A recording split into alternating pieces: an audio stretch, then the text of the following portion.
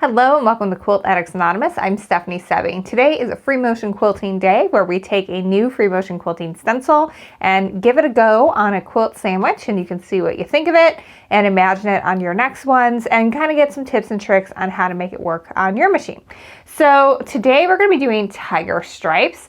I really like this one because it is super easy, because you legit are just going to be going back and forth here. It's just a real gentle swoop. And so as long as you've got pointy points and gentle swoops, you're going to be fine. It might be a little tricky when we get into some of these bigger ones, but in this particular stencil, these are from full Line Stencil, by the way, there's two sizes. So we got a bigger size, which is the one we're going to do in the video, and then we also have a smaller size. This is going to be a great all-over quilting design, and I'm going to show you how to use these registration marks to line it up so that way you can have these fit right into each other. But this would be a great one for any type of all-over quilting design. It would look great with anything with equilateral triangles, because this will kind of fill in the equilateral triangle spaces nicely as you go. So we're going to get started. I'm going to be using a quilt pounce with this, like I always do. These can be used with any quilting stencil, but the manufacturer of the pounce also makes these stencils. What it is the white lines are actually a fine mesh, kind of like screen printing for t-shirts. So when you swipe it over, the chalk powder settles into it and you get a full line, as opposed to all those dots and dashes that you get when you're using a traditional plastic stencil and you kind of have to fill in the dots yourself. I also always use a pair of machiner's quilting gloves. They help me grip the fabric and move it around a lot easier than if I'm just using my fingers. So it's a must for me to use those, and you can tell that mine are well loved because they have all different colors of chalk on them. And today I'm using the ultimate powder, the ultimate white. It irons off, so I'm going to show you how that works as well. So first, let's show you how to fill up your Pounce Pad. So what you're going to do is you're just going to pop off this top, and it's like a bank topper, so that can just be set aside. Then each pack comes with some refill powder as well. And so I'm going to go ahead and do the refill on this here. All you do is fill it up to the top. Oop, got too much on there. It's easy to do. If you kind of open up just a corner of it instead of the whole thing, it is less likely to do that on you.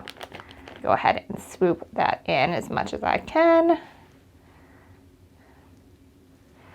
And then we're going to just push that down with our little topper. Try to get it all in there.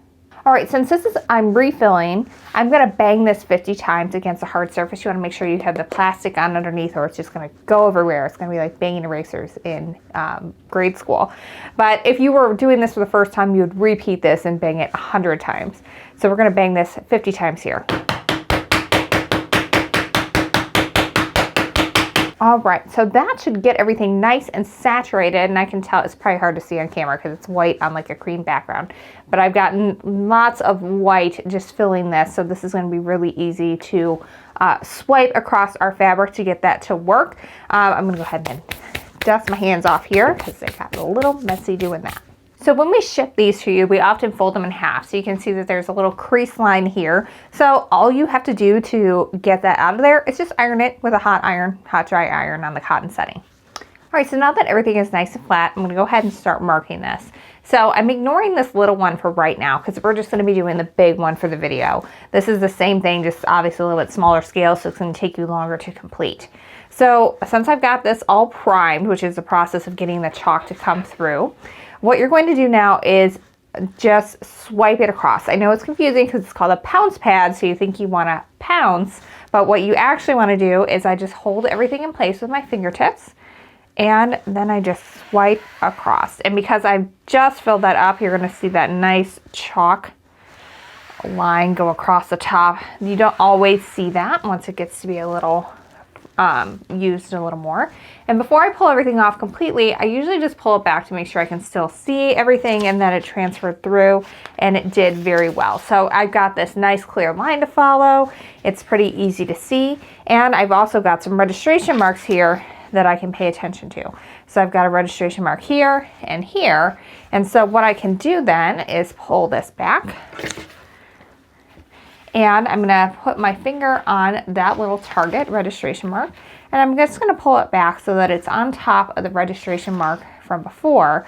And what that'll do is make it so that it lines up perfectly for this next bit. Now, I'm just obviously doing this on a spare fat quarter sandwich.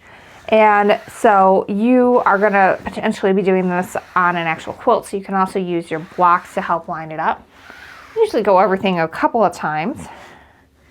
We're going to pull it back and see how that looks. Oh, very good. So the reason why I give it a little pull back first before I pull it off completely is it's hard to realign it exactly because you can't always see through. But for this one, I want to make sure that it's looking good before I pull it out. All right, so what I'm going to do here, I just did the one line to line up because this chalk is meant to come off as you're working with it, and you want it to do that. So I never mark more than one pass at a time because otherwise I'm going to have to just repeat that work because it is just going to come off. So all I'm going to do here is I'm just going to go to the side and and pause for a second and stitch a couple times in place at each one of these points and just keep working on swooping back and forth. And if you're not perfectly on any of those, then that's no big deal because these lines are going to go away. The idea is to follow kind of the idea of the line, not be on it absolutely exactly. And so that'll be just fine. And we can see here that it ended up lining up perfectly, so we are going to be good to go there. All right, so I'm just going to start down here and I'm just going to work my way back, and it should be a pretty fast stitch because it's fairly large and fairly simple. All right, so we're going to try a little bit different angle today than we've done on our past free motion quilting videos. I'm hoping you're going to be able to see a lot better of what I'm actually doing underneath the sewing machine throat, so you can get like the same view that you're going to get when you're seeing it. And also I've done a few things to prep my sewing machine here. One, you either need to lower your feed dogs or reduce your stitch length to 0. The other thing I've done is I reduced my sewing machine speed to medium. That helps me not go too crazy fast with this because you're going to set your own stitch length by a combination of how fast your sewing machine is going and how fast you are moving the fabric. So you want to get to a comfortable, steady speed when you are working on this, and that just helps me. All right, so I'm going to start off by stitching in place a couple times. That'll anchor my stitches down, and I'm going to stitch out to the corner. All right, and then I'm just going to keep going back and forth following the curve of that line, and some of that chalk has already come off, and that's okay. So when you're getting used to this, if you want to stop and start at each one of those curves when you're getting used to going back and forth, that's perfectly fine. But the goal eventually is to get to the point where you're going nice and smooth. So what I do is I sew in place a couple times at each point. That ensures you have a nice sharp point as opposed to changing direction too quick, and then you can get weird stitch lengths or you end up with a loop-de-loop instead of a nice point. But really, I'm just going back and forth here.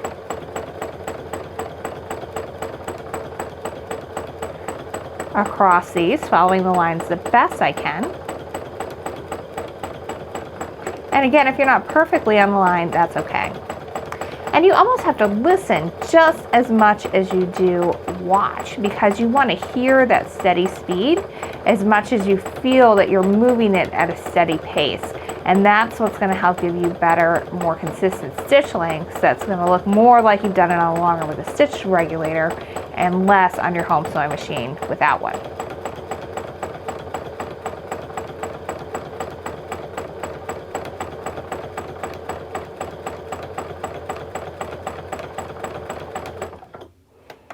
All right. So we can see here I am not on that line there, and that's okay because that line is going to go away, but I follow kind of the idea of the line, so it's going to be perfectly fine. But I've gotten to the point to where my hands were too far down here, and so I couldn't control it any longer.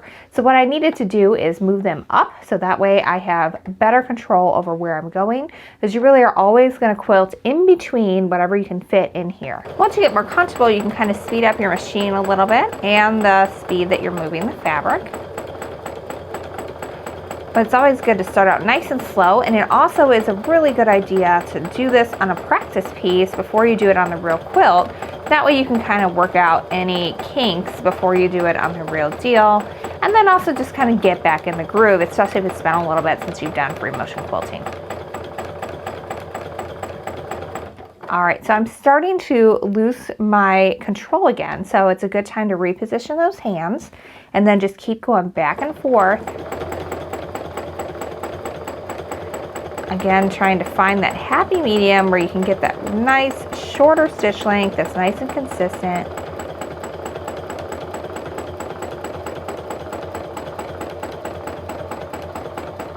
And a lot of times it ends up becoming easier as you go a little faster. So don't be afraid to try speeding up a little bit.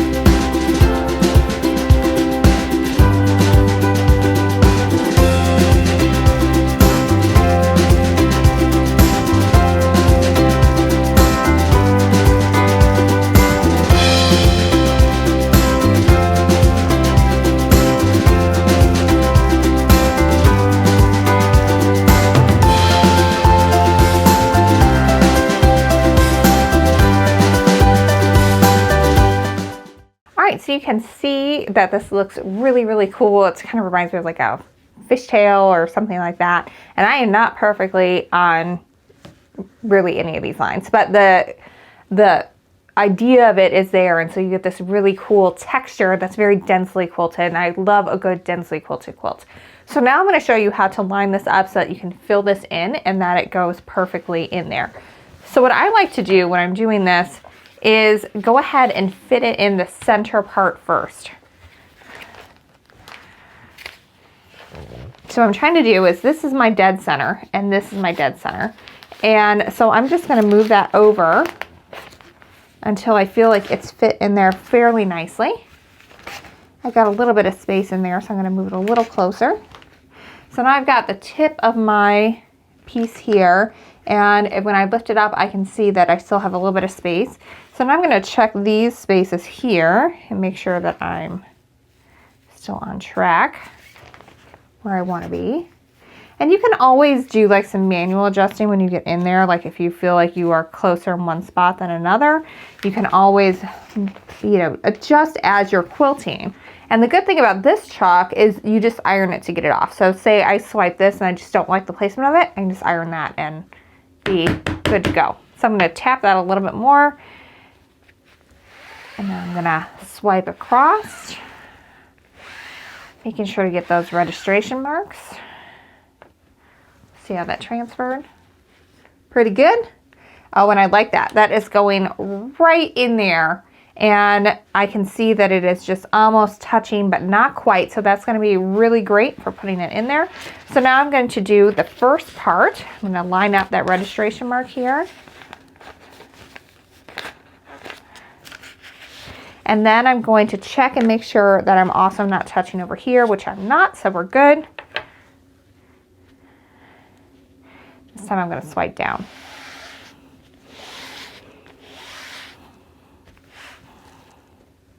See how we did? Pretty good. And again, we're getting right up in there, but not quite. Now we're going to do one more up here. Again, I'm going to take that target and line it up over the registration mark first, and then just pull back to make sure that I've got a little bit of space in between that and where the first line of stitching is.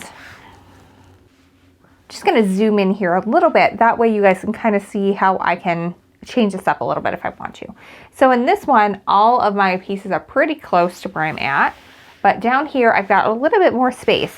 So I can take that, my own liberties when I'm quilting it, and I can either go a little bit closer or a little bit further apart, depending on what I want to do, or I can just follow the lines and go from there. So I'm going to go ahead and I'm going to stitch this up so we can kind of see how this all looks together.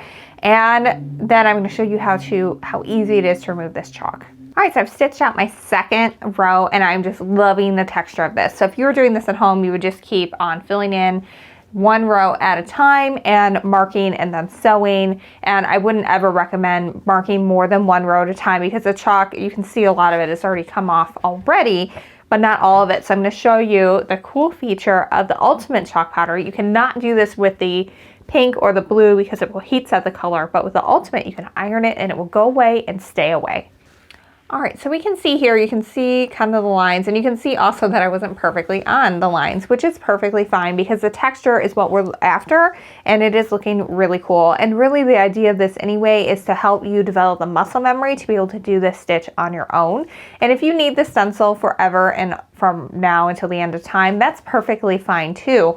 But if you can get to the point where you can develop the muscle memory for this stitch, then you can adapt it to whatever shape you want to fit it in and not be constrained by the sizes that are in the template. But this is a great way to learn new stitches and really get them ingrained in your own muscle memory, so that way you can just kind of go back and forth and create these cool shapes on your own. All right, so I'm just taking my iron and I'm just going over this. And depending on how thick everything is, and sometimes when it settles in those stitch lines, it can take a little bit longer for it to come out, but it is going to just completely remove all of this and it is going to go away for good. And so you can use this ultimate white on anything that is like a medium color value or darker. So obviously it's not going to work on white because you won't be able to see it, but this is a nice medium sort of turquoise and it is working fabulously. I can see it really well and it's working great here. All right, so that got that chalk off totally, and that texture is just to die for. I just love it. I love the way it looks, and I cannot wait to see this on an actual quilt. I think this will look fantastic on anything that is a 60-degree triangle or diamonds.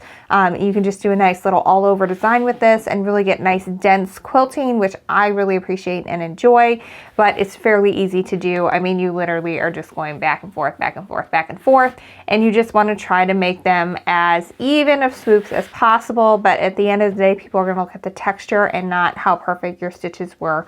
And that is that. And especially if you use, I use white thread here so you could see, but if you use matching thread, you would not see anything but texture with this, and it would just look beautiful. So as always, everything you need to make this, the stencil, the pounce pads, the gloves, that is all available on our website, shop.quiltaddicts.com. We have tons of stencil videos for you guys to watch, and we have lots of stencils available for you to give this a go. It's a really great way to learn how to do free motion quilting, either on your long arm or your home sewing machine. I've used them on both, and really get some new stitches down and be able to do some things that maybe you wouldn't be able to do without a stencil. So especially like the feathers, I can't do feathers freehand, but I can do them if I have a stencil, and they'll turn out pretty darn good. So check out the playlist. We will link it down below, and then stock up on some Line Stencil goodies, and you will be quilting like a pro in no time. A great way to say thanks if you've enjoyed these free videos is definitely to get the supplies from us, and that is all available at shop.quiltaddicts.com. Well, until next time, happy quilting.